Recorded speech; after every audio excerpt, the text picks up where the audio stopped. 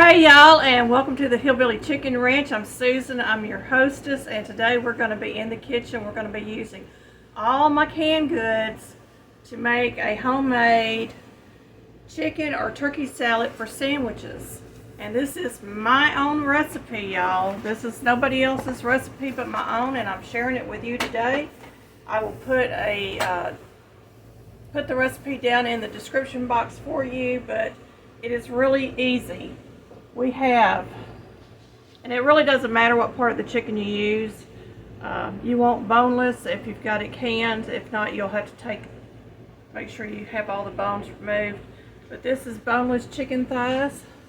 And all this good juice and fat I'm going to drain off, and I'm going to save that and put it in my freezer because it is still something I can use. I'm going to use homemade pear relish. Now this is pear relish that I made last year from my friend's pear tree, and it is really tasty. I'm also going to use some homemade sweet relish.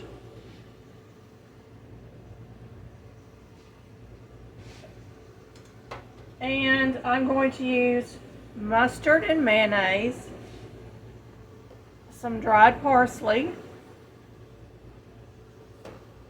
and we're going to mix this all together and make a great sandwich with it. So I have some pear relish that I already had open in the refrigerator, so I'm going to use that up, and we're going to get this started. Okay, my camera went down and I had opened up my can of ugly chicken. This is a raw pack method that I use. I have all my juice saved in the bowl below, and I am going to shred my chicken with my fingers. So if you don't like touching meat, you may want to skip this part of the video. But these were whole boneless chicken thighs that I had canned. So the reason I do the hand shredding is because even though they were boneless when we bought them, it doesn't mean that there's not bones in there. So you want to check your meat to make sure that there are no bones. And I'm just going to go ahead and shred all of this up with my fingers, and I like it kind of chunky, so we're going to get it all shredded up. You can do this with forks. You can take 2 forks to it and shred it if you don't like touching the meat, but you may have some bones left in your chicken, and you might be biting into a bone and hurting yourself, so we always do it with our fingers. And this was about 4, I think it was about 4 chicken thighs that I was able to fit in that 1.5 pint jar that I had.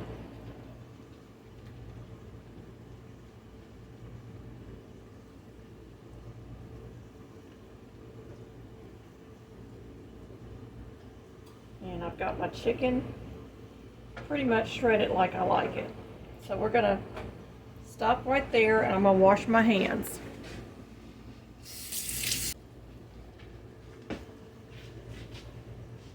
And this recipe says to rinse and break it up. Well, I just drained it. I didn't rinse it. I'm going to use a 1/2 pint of pear relish, which is what I have here. That's all I have left in this pint is a 1/2 pint. I'm not going to use the juice. So let me get a spoon. And I'm just going to drain the juice off camera, so give me just a moment. Okay, I've got the juice drained off, and this has a nice flavor to it. One day I will share the recipe to this pear relish that I made. This was a keeper recipe for me. I thought it was really good. You could actually grind it up and make it into an actual relish, but we like the chunks. And I'm just going to try to get the last little bit out of this jar. And we are going to now add in 1/4 pint. These are 1/2 pint jars, And I'm going to go ahead and open this up, move everything out of my way, and listen. Do you hear that pop? That's a wonderful, wonderful sound. I'm going to take half of this and add it into my bowl with my chicken.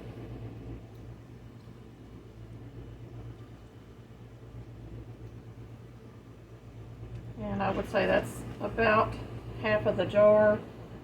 And we will put that in the refrigerator in just a moment.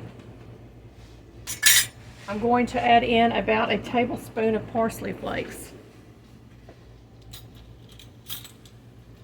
Now when I wrote the recipe down, I really didn't put in the measurements on the mustard, the mayonnaise, and the parsley flakes, but we like parsley, so we're going to go heavy on the parsley. And that will help soak up some of those juices also that is in the pear relish and the relish. So we've got that in there. I'm going to give this a stir now and start incorporating all of this together.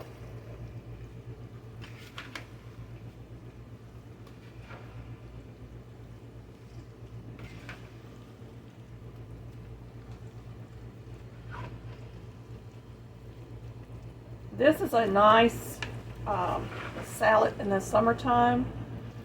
It's something nice that you can take to parties, you know, where they're having finger foods, and just make a nice chicken salad sandwich.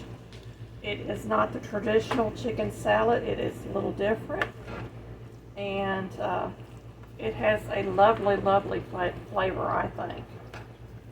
So we've got all of that mixed up, and I'm going to mix in some mayonnaise and some mustard. I'm going to start with the mustard. Of course, you want to shake your mustard to try to get all that water reincorporated, and about a tablespoon of mustard. And let me get a spoon for the mayonnaise.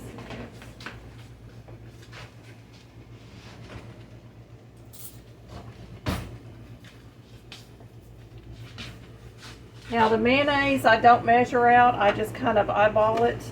It's probably less than a half a cup, maybe a third of a cup, but you start with just a little bit of mayonnaise, and I'm going to start with that, and we're going to mix this in, and we just want this to come together. We don't want it soupy or anything like that.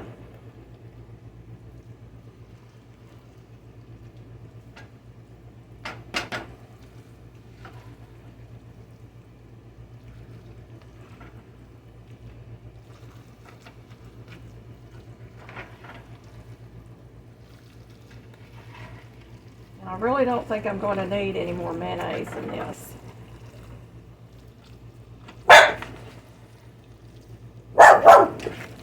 Hush, baby girl. I know she's wanting to bite y'all. I'm going to pull some up on the spoon just so you can see. It's got the nice pears in there and the relish and everything, and it's just really tasty. Now, this can be used for turkey salad or for chicken salad, whichever one you have on hand. And we like it with both. And my mother used to she would use jars back in the day. You know, we didn't have food storage containers in our house. She used jars to store everything. And she would take the tuna salad or whatever salad she made up, and she would put it in a wide mouth jar and store it in the door of the refrigerator. So whenever we came in and we wanted a sandwich, it was always something in the door that we could grab and make us a quick sandwich and go. So this is a good chicken salad, and I think it's mixed up, and I'm going to be right back.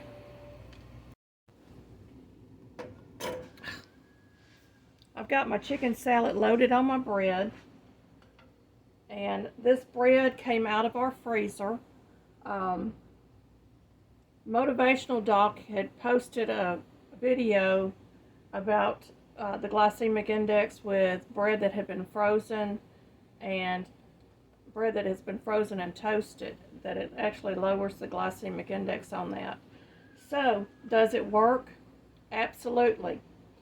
I had some bread last night with my pasta, and even with pastas, if you cook your pasta ahead of time and let it get cold and then reheat it, it changes the molecular structure, and it will lower the glycemic index on pasta also, or rice or potatoes, anything that's starchy like that. So let me get a knife and cut this.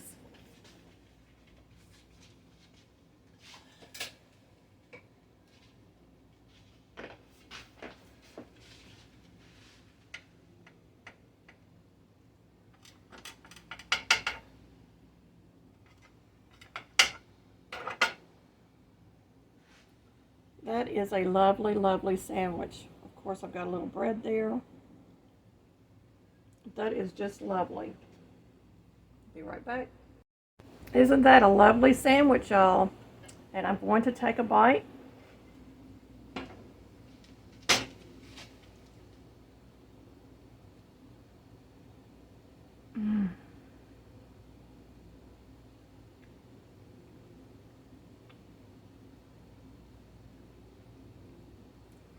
This is just really, really tasty. Of course, I got bread sticking to my teeth now, but it's a really tasty sandwich. So y'all, if you try this recipe and you like it, let me know. And just so you know, I did save the chicken broth, y'all. Going in the freezer. I know y'all were wondering about this. This has blackberries in it. It has peppermint tea, some cucumbers sliced up, and a little bit of lemon juice. And this is my power drink throughout the day, y'all. So we're going to pour a glass. Kind of looks like pink lemonade. It has no sugar in it whatsoever. But because it has some lemon juice in it, I do use a straw. So bon appetit. Thank you for watching.